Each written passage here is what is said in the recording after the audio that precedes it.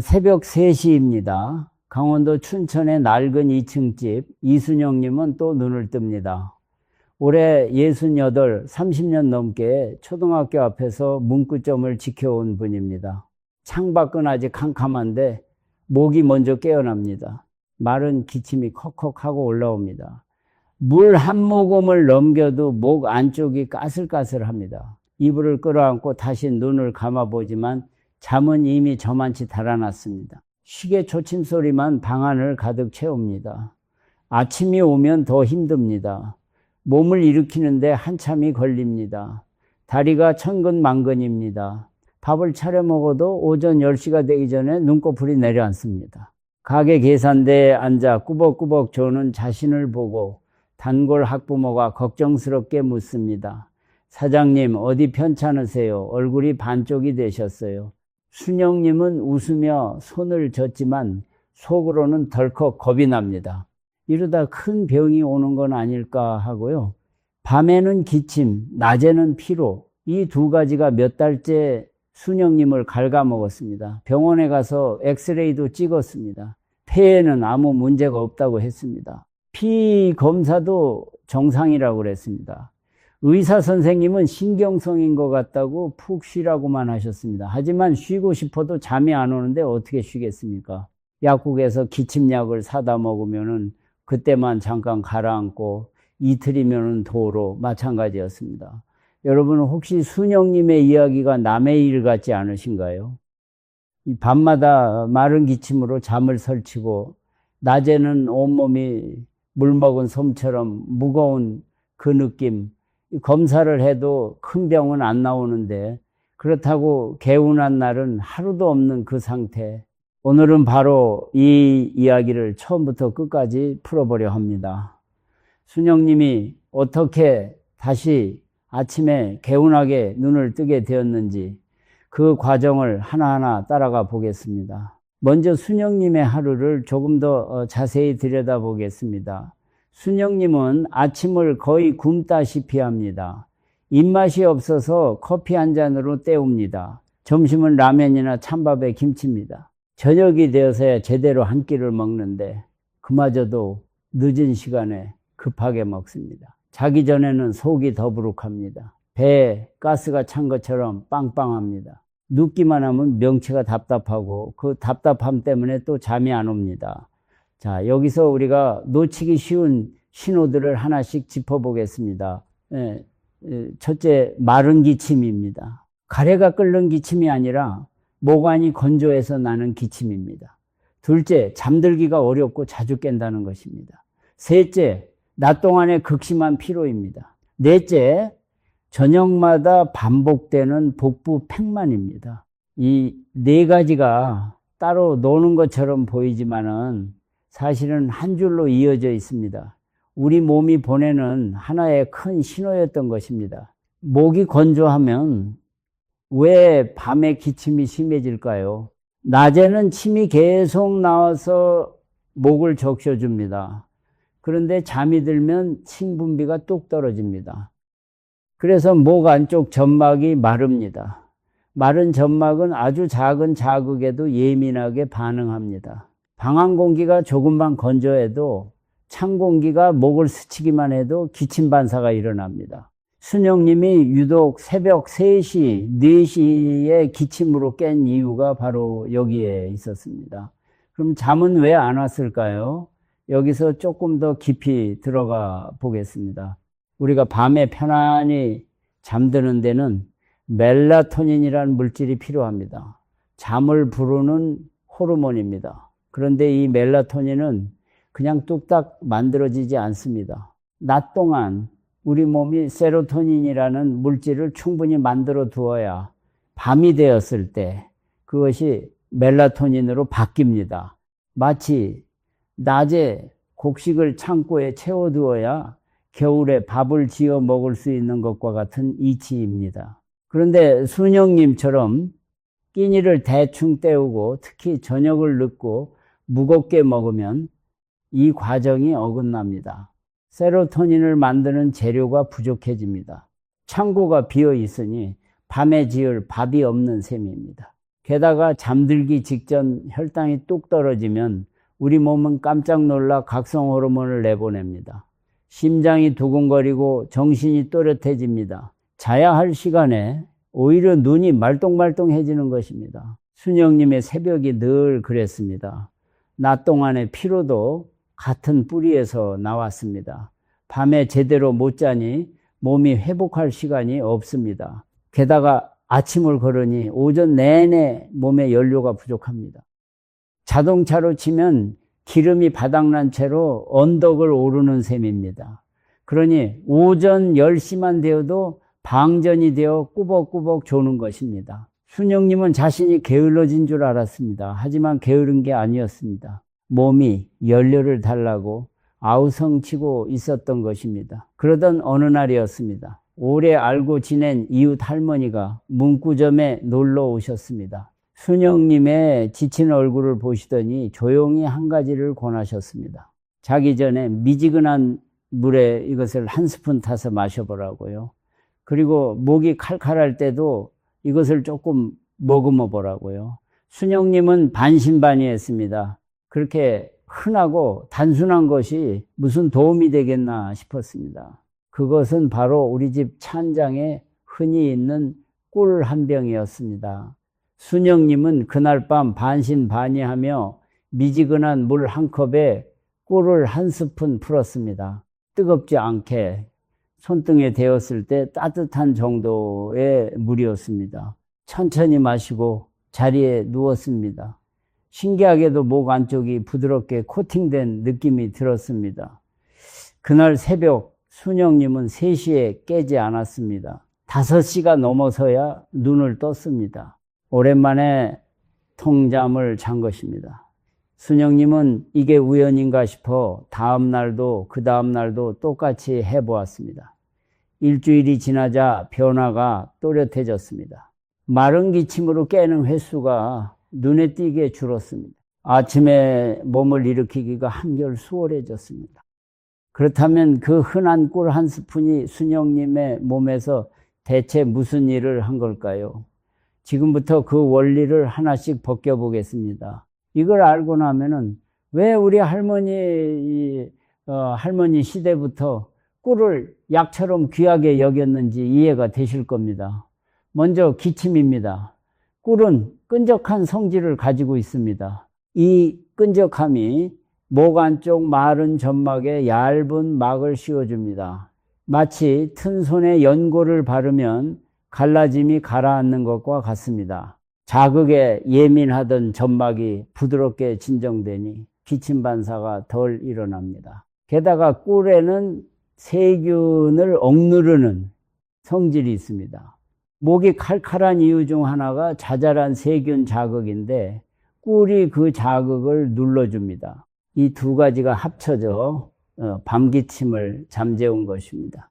이것은 옛말이 아니라 실제로 확인된 사실입니다. 세계보건기구는 어린이의 밤기침에 대해 흥미로운 권고를 내놓은 적이 있습니다. 돌이 지난 아이의 밤기침에는 꿀이 도움이 될 수 있다는 내용이었습니다. 여러 나라에서 진행된 연구 6건 이상을 모아 분석한 결과였습니다. 꿀을 먹은 아이들이 아무것도 먹지 않은 아이들보다 밤기침이 눈에 띄게 줄었습니다. 심지어 흔히 쓰는 기침 시럽과 견주어도 뒤지지 않았습니다. 기침으로 잠 못 드는 밤에 꿀 한 스푼이 시럽 못지않은 위로가 되어준다는 이야기입니다. 어른이라고 다를 리 없습니다. 순영님의 목이 바로 그 증거였습니다. 다음은 잠입니다. 앞에서 우리는 잠을 부르는 멜라토닌이 세로토닌에서 만들어진다고 했습니다. 그런데 이 재료가 뇌 안으로 잘 들어가려면 약간의 도움이 필요합니다. 자기 전에 꿀처럼 부드러운 당분을 조금 섭취하면 그 재료가 뇌로 옮겨가는 길이 한결 수월해집니다. 그래서 밤에 세로토닌이 멜라토닌으로 바뀌는 과정이 원활해집니다. 잠이 스르르 오는 것입니다. 순영님이 통잠을 자게 된 두 번째 이유가 여기에 있습니다. 또 한 가지 중요한 것이 있습니다. 앞서 말씀드린 잠들기 직전 혈당이 뚝 떨어져 몸이 깜짝 놀라는 문제입니다. 자기 전 꿀 한 스푼은 이 급격한 하락을 부드럽게 막아줍니다. 밤새 혈당이 완만하게 유지되니 몸이 각성 호르몬을 내보내며 놀라는 일이 줄어듭니다. 새벽에 심장이 두근거리며 깨는 일이 사라지는 것입니다. 다만 여기서 딱 한 스푼이라는 양이 중요합니다. 이 부분은 뒤에서 다시 강조해 드리겠습니다. 세 번째는 피로입니다. 꿀 한 스푼에는 탄수화물이 대략 17g 정도 들어 있습니다. 이 탄수화물은 우리 몸에 아주 빠르게 쓸 수 있는 형태입니다. 꿀 속의 당은 포도당과 과당으로 이루어져 있어서 소화 과정을 오래 거치지 않고 곧바로 에너지로 바뀝니다. 그래서 기운이 뚝 떨어졌을 때 꿀 한 스푼은 순식간에 몸에 불을 지펴줍니다. 순영님이 오후에 꾸벅거리던 그 시간에 꿀물을 조금 마시자 눈앞이 맑아지는 느낌이 들었다고 합니다. 이 빠른 에너지는 특히 몸을 움직이는 분들께 요긴합니다.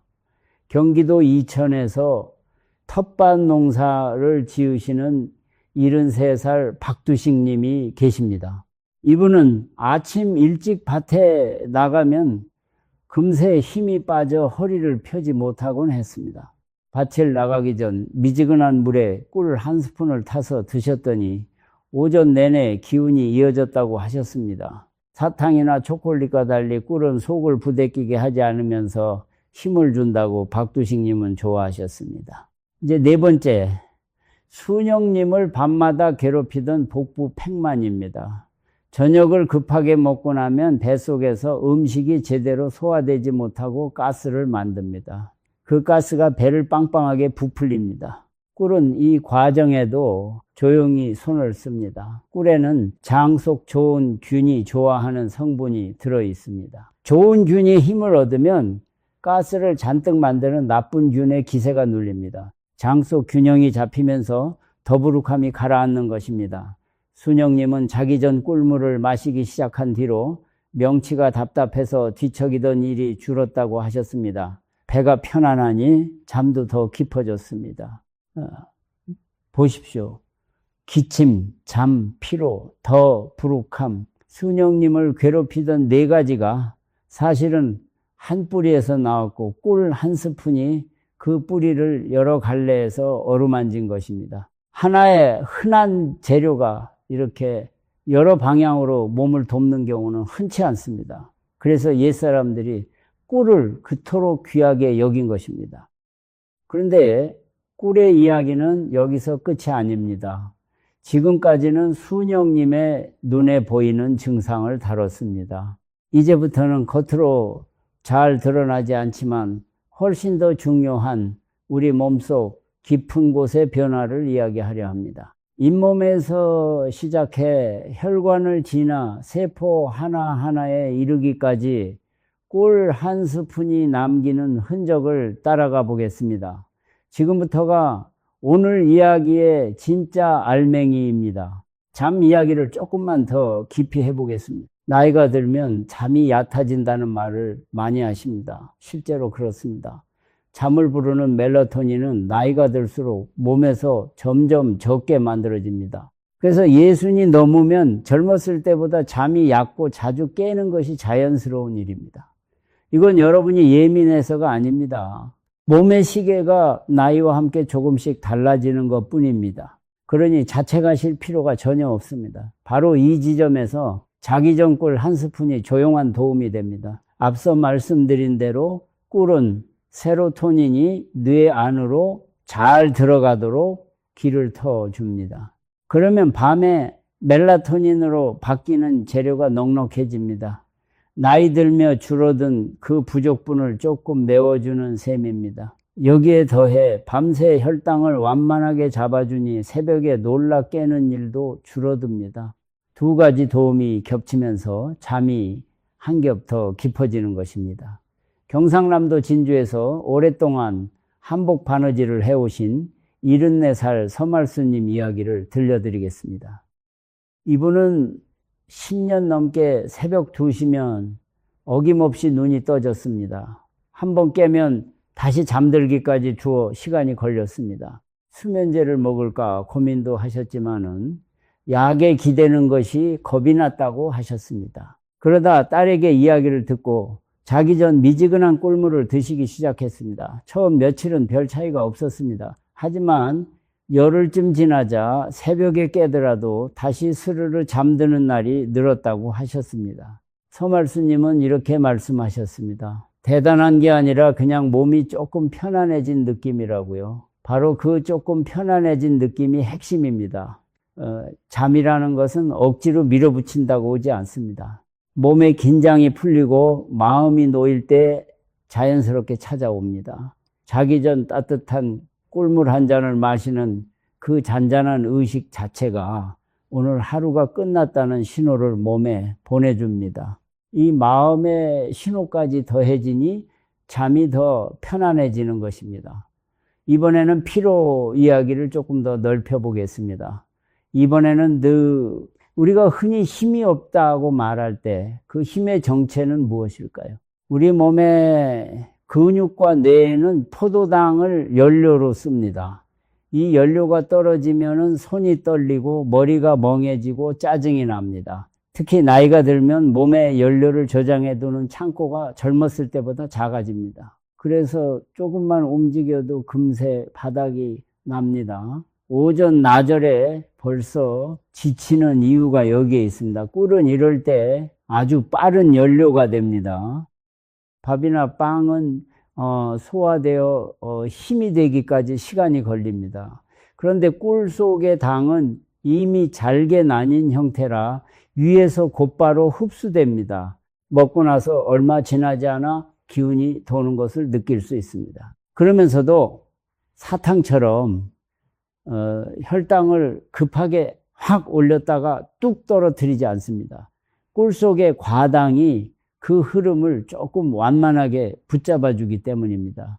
급하지도 않고 오래가는 은근한 연료인 셈입니다. 충청남도 서산에서 새벽마다 갯벌에 나가 조개를 캐시는 69 나옥천님이 계십니다. 이분은 찬 바닷바람을 맞으며 몇 시간씩 허리를 굽히고 일하십니다. 예전에는 두어 시간만 지나면 온몸에 힘이 빠져 주저앉곤 하셨습니다. 언제부턴가 일 나가기 전 꿀 한 스푼을 물에 타드시고 참을 먹을 때도 꿀물을 챙기셨습니다. 그 뒤로 오전 일을 끝까지 마칠 수 있게 되었다고 하셨습니다. 몸 쓰는 일을 하시는 분들에게 꿀은 이렇게 든든한 벗이 됩니다. 다만 여기서도 한 스푼의 원칙은 변하지 않습니다. 힘이 난다고 자꾸 더 드시면은 그만큼 열량도 쌓입니다. 피로할 때 딱 한 스푼, 그것이 지혜입니다. 그리고 만성적으로 늘 피곤하시다면 꿀에만 기대지 마시고 그 뿌리를 살펴야 합니다. 잠은 충분한지, 끼니는 거르지 않는지, 물은 잘 드시는지 말입니다. 꿀은 이 모든 것을 돕는 조력자이지 그 자체로 모든 것을 해결하는 만병통치약이 아닙니다. 이 점을 늘 마음에 두셔야 합니다. 먼저 잇몸입니다. 나이가 들수록 잇몸이 약해집니다. 이가 시리고 잇몸에서 피가 나고 입안에서 냄새가 올라옵니다. 이 모든 것의 뒤에는 입안에 나쁜 세균이 있습니다. 세균이 잇몸 사이에 자리 잡고 잇몸을 조금씩 헐게 만드는 것입니다. 그런데 앞서 말씀드렸듯이 꿀에는 세균을 억누르는 힘이 있습니다. 좋은 꿀은 잇몸 사이에 나쁜 세균이 함부로 늘어나지 못하게 눌러줍니다. 충청북도 제천에서 홀로 지내시는 76 김말년님 이야기를 들려드리겠습니다. 이분은 몇 해 전부터 양치할 때마다 잇몸에서 피가 났습니다. 찬물만 마셔도 이가 시렸습니다. 딸이 권해서 자기 전 양치를 마친 뒤 꿀을 아주 조금 손끝에 묻혀 잇몸에 부드럽게 발라보셨습니다. 몇 주가 지나자 양치할 때 피가 배어나오는 일이 줄었다고 하셨습니다. 물론 심한 잇몸병은 반드시 치과에 가야 합니다. 하지만 가벼운 잇몸 자극에는 꿀이 조용한 도움이 됩니다. 여기서 한 가지 짚고 넘어가겠습니다. 꿀은 달아서 오히려 이를 썩게 하지 않느냐고 걱정하실 수 있습니다.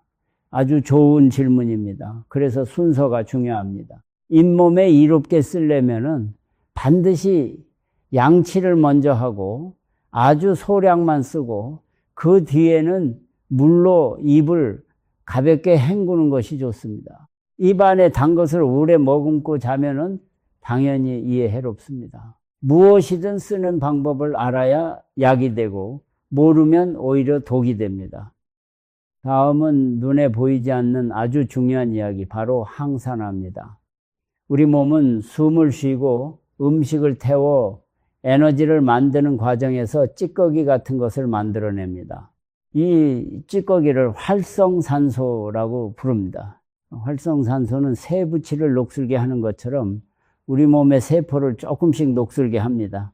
이 녹이 쌓이면 혈관이 딱딱해지고 피부에 주름이 지고 여러 병의 씨앗이 됩니다. 노화라는 것이 결국 이 녹슴의 과정입니다. 꿀, 특히 색이 진한 꿀에는 플라보노이드라는 성분이 들어 있습니다. 이 플라보노이드가 바로 녹을 막는 방청제 역할을 합니다. 활성산소라는 녹을 붙잡아 없애주는 것입니다. 색이 옅고 맑은 꿀보다 밤꿀처럼 색이 짙은 꿀에 이 성분이 더 많습니다. 농촌진흥청이 국내 꿀을 분석한 자료를 보면 밤꿀의 항산화 성분이 맑은 아카시아 꿀보다 대략 4배 많았습니다. 예, 같은 한 스푼이라도 이 색이 짙을수록 방청제를 더 많이 담고 있는 셈입니다. 그래서 같은 꿀이라도 짙은 색 꿀이 항산화 면에서는 한 수 위입니다. 매일 한 스푼씩 이 방청제를 몸에 조금씩 채워 넣는다고 생각하시면 됩니다. 이 항산화의 힘은 혈관으로 이어집니다. 우리 혈관을 집안의 수도관이라고 생각해 보십시오. 나쁜 콜레스테롤이 많으면 수도관 안쪽에 기름때가 눌어붙습니다. 이 기름때가 쌓이고 굳으면은 관이 좁아지고 딱딱해집니다. 이것이 바로 동맥경화입니다. 물길이 좁아지니 심장은 더 세게 펌프질을 해야 하고 그러다 어느 날 관이 막히면 큰일이 납니다. 우리가 가장 두려워하는 심장병과 뇌졸중이 여기서 옵니다. 꿀의 항산화 성분은 이 기름때가 혈관벽에 눌어붙어 굳는 과정을 늦추는 데 도움을 줍니다. 녹슨 기름때가 잘 들러붙지 못하게 방해하는 것입니다. 대구에서 오래 목욕탕을 운영해 오신 70살 정복동님이 계십니다. 건강검진에서 나쁜 콜레스테롤 수치가 높다는 말을 들으셨습니다. 기름진 음식을 줄이고 설탕 대신 요구르트나 차에 꿀을 아주 조금 넣어 드시기 시작했습니다. 물론 꿀 하나 덕분이라고 할 수는 없습니다. 하지만 단 것을 정제 설탕에서 꿀로 바꾼 작은 변화가 몸 전체의 방향을 조금 틀어준 것입니다. 여기서 오해하지 마셔야 할 점이 있습니다. 꿀도 결국 당입니다. 설탕보다 낫다는 것이지 무제한으로 먹어도 된다는 뜻이 절대 아닙니다. 설탕을 꿀로 바꾸는 것의 핵심은 같은 단맛을 내되 조금 더 적은 양으로 더 많은 이로운 성분을 함께 얻는 데 있습니다. 그러니 오늘 이야기의 열쇠말은 언제나 단 한 스푼입니다. 이 점을 마음에 꼭 새겨두십시오. 이제 많은 분들이 가장 궁금해 하실 이야기, 바로 체중입니다. 아침 공복에 따뜻한 물에 꿀을 타서 마시면 살이 빠진다는 말을 들어보셨을 겁니다. 여기에는 절반의 진실이 있습니다. 꿀 자체가 지방을 태우는 마법의 약은 아닙니다. 하지만 원리를 알면 왜 도움이 되는지 이해가 됩니다. 아침 공복에 따뜻한 물 한 잔은 밤새 말라있던 몸을 깨우고 잠들어 있던 소화와 순환의 흐름을 부드럽게 돌립니다. 여기에 꿀 한 스푼을 더하면은 아주 적은 열량으로 은은한 단맛과 포만감을 줍니다. 그러면은 아침부터 폭식하거나 단빵을 찾는 충동이 줄어듭니다. 즉 꿀이 살을 빼는 것이 아니라 하루에 식욕을 차분하게 잡아주어 과식을 막아주는 것입니다. 전라북도 익산에서 미용실을 하시는 62살 한정혜님은 아침마다 이 따뜻한 꿀물 한 잔으로 하루를 엽니다. 배가 든든하니 오전에 군것질을 안 하게 되었고 석 달 사이 허리띠 구멍 하나가 줄었다고 웃으셨습니다. 여기서 여러분과 잠깐 정리를 하고 넘어가겠습니다. 지금까지 우리는 꿀 한 스푼이 몸에 남기는 여러 흔적을 따라왔습니다. 밤기침을 잠재우고 잠을 부르고 지친 몸에 빠른 기운을 줍니다. 더부룩한 배를 편안하게 하고 잇몸을 지킵니다. 세포의 녹슴을 막고 혈관의 기름때를 늦추고 아침 식욕을 차분히 잡아줍니다. 이 모든 것이 찬장 속 흔한 꿀 한 병에서 나옵니다. 그런데 여기에는 아주 큰 전제가 하나 숨어 있습니다. 바로 그 꿀이 진짜여야 한다는 것입니다. 이번에는 환절기마다 우리를 괴롭히는 감기와 기침 이야기를 자세히 해보겠습니다. 나이가 들수록 감기가 한번 걸리면 오래 갑니다. 젊을 때는 며칠이면 떨어지던 것이 이제는 몇 주씩 목에 걸려 기침이 이어집니다. 특히 목감기가 그렇습니다. 목이 붓고 칼칼하고 밤이면 마른 기침이 심해집니다. 앞서 만난 순영님의 새벽 기침도 이런 목의 건조함과 자극에서 비롯된 것이었습니다. 이럴 때 우리 조상들이 오래전부터 써온 지혜가 바로 배숙입니다. 배숙은 뱃속을 파내고 그 안에 여러 재료를 넣어 푹 쪄낸 음식입니다. 배 자체가 목을 촉촉하게 적셔주고 열을 내려줍니다. 여기에 도라지를 넣습니다. 도라지는 목의 가래를 삭이고 부은 기운을 가라앉히는데 오래 쓰여온 뿌리입니다. 대추를 넣어 속을 따뜻하게 하고 마지막에 꿀을 더합니다. 꿀은 이 모든 재료를 하나로 감싸며 목의 세균 자극을 눌러주는 마무리 역할을 합니다. 여기서 다시 한번 강조하고 싶은 것이 있습니다. 배숙을 만드실 때 꿀은 반드시 마지막에 김이 어느 정도 식은 뒤에 넣으셔야 합니다. 배와 도라지, 대추를 먼저 푹 찌고 불을 끄고 한 김 나간 다음 꿀을 넣어 드십시오. 처음부터 꿀을 넣어 오래 끓이면 목을 지키는 꿀에 이로운 성분이 열에 다 사라집니다. 이 작은 순서 하나가 배숙의 힘을 살리기도 하고 죽이기도 합니다. 오늘 이것만큼은 꼭 기억해 두십시오. 강원도 정선 산골에서 홀로 지내시는 77 최영달님 이야기입니다. 이분은 겨울마다 목감기를 심하게 앓으셨습니다. 한번 걸리면 한 달을 기침으로 고생하셨습니다. 몇 해 전부터 초겨울이 되면 배와 도라지, 대추를 넣고 배숙을 만들어 식힌 뒤 꿀을 넣어 드시기 시작했습니다. 목이 칼칼해질 낌새가 보이면 미리 며칠 챙겨 드셨습니다. 그 뒤로 감기가 예전처럼 오래가지 않는다고 하셨습니다. 병원약을 대신하는 것은 아니지만 초기에 목을 다스리는 데 큰 위안이 된다고 하셨습니다. 물론 여기서도 분명히 말씀드릴 것이 있습니다. 열이 펄펄 나거나 기침이 2주 넘게 이어진다면 배숙만 붙들고 계시면 안 됩니다. 반드시 병원에 가서 진찰을 받으셔야 합니다. 배숙과 꿀은 가벼운 목감기 초기를 다독이는 데 좋은 것이지 심한 병을 대신하는 치료제가 아닙니다. 이 경계를 아는 것이 진짜 지혜입니다. 좋은 것도 제자리를 알아야 약이 됩니다. 이제 꿀에도 여러 종류가 있다는 이야기를 해드리겠습니다. 같은 꿀이라도 벌이 어떤 꽃의 꿀을 모았느냐에 따라 성질이 다릅니다.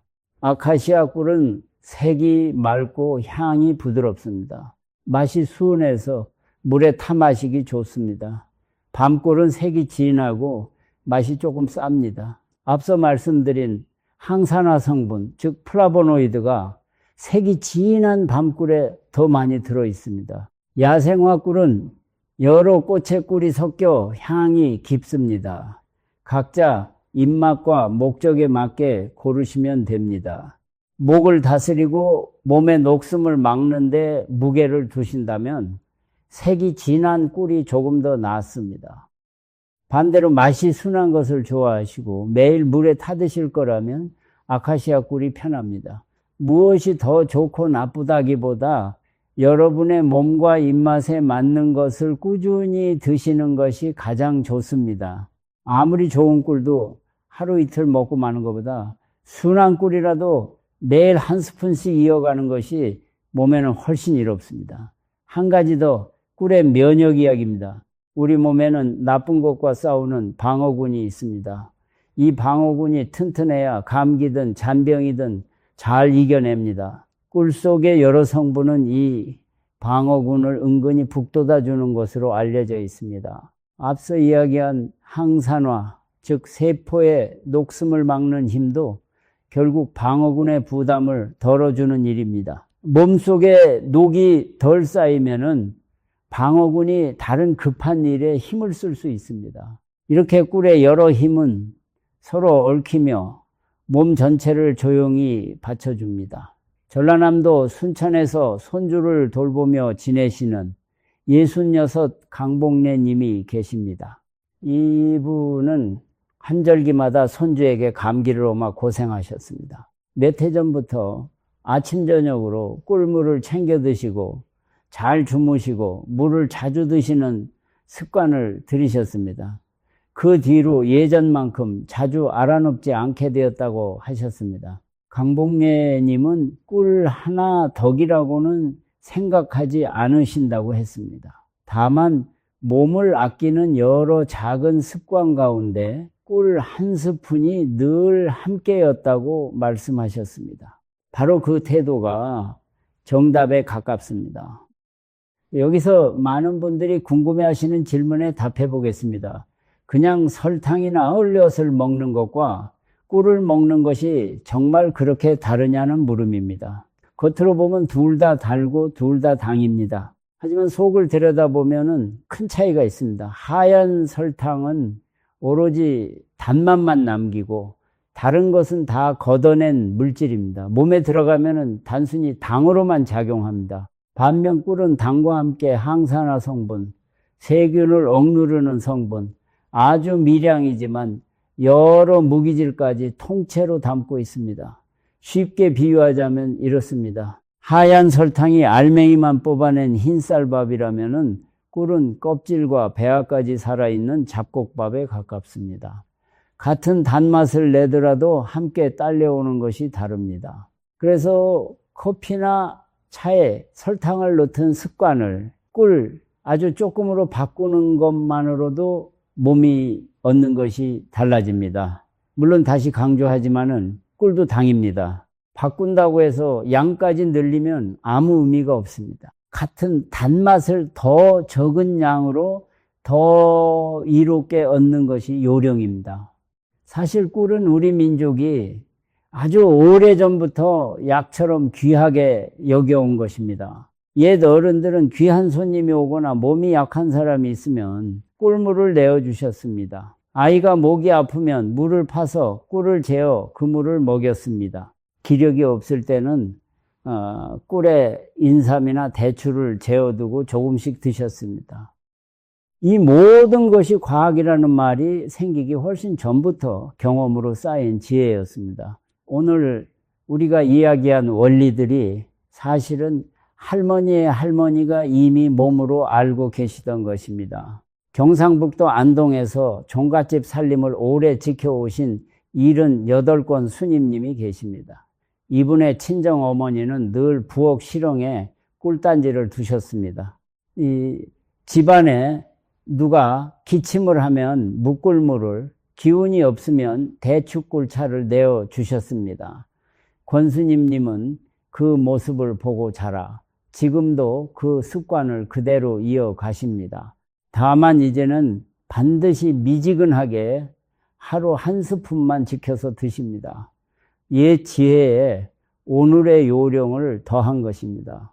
이렇게 전해 내려온 지혜를 우리 세대가 잘 이어가는 것도 참 소중한 일입니다. 자, 지금까지의 이야기를 여러분과 함께 다시 한번 짚어보겠습니다. 우리는 춘천의 순영님에게서 출발했습니다.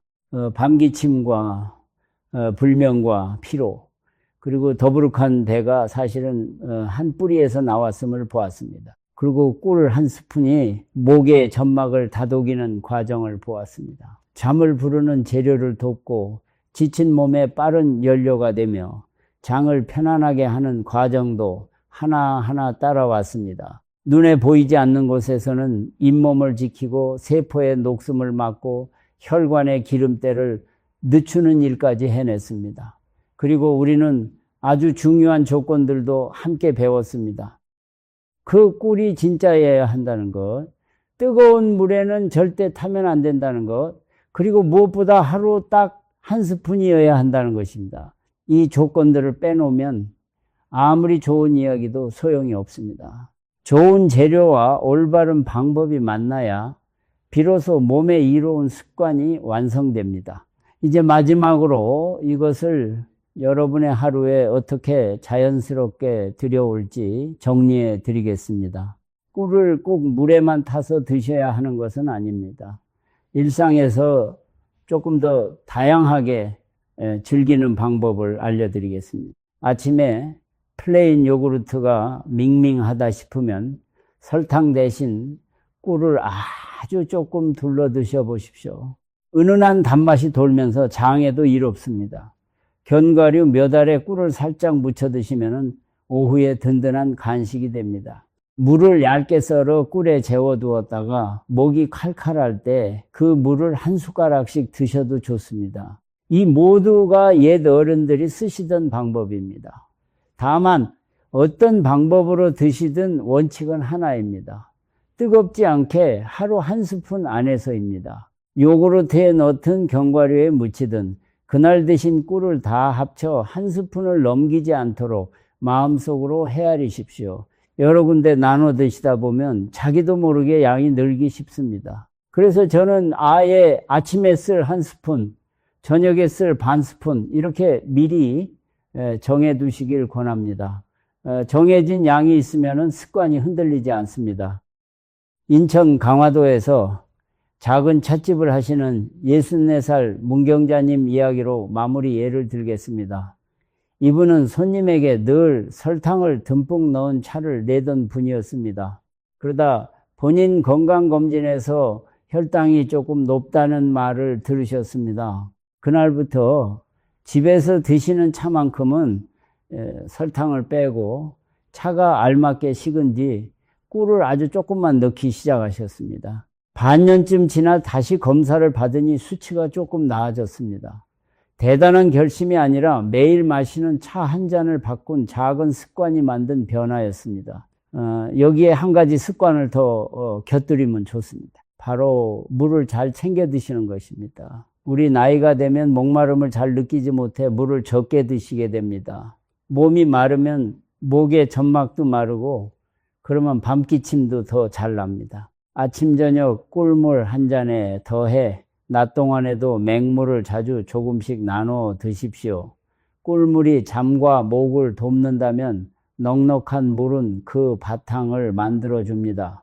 우리 몸은 이렇게 작은 것들이 서로 손을 잡을 때 비로소 편안해집니다. 문경자님은 이렇게 말씀하셨습니다. 무언가를 크게 끊으려 하면 오래 못 가더라. 그런데 설탕을 꿀 반 스푼으로 바꾼 건 힘들이지 않고 계속하게 되더라 하고요. 바로 이것이 오늘 제가 여러분께 가장 드리고 싶은 말입니다.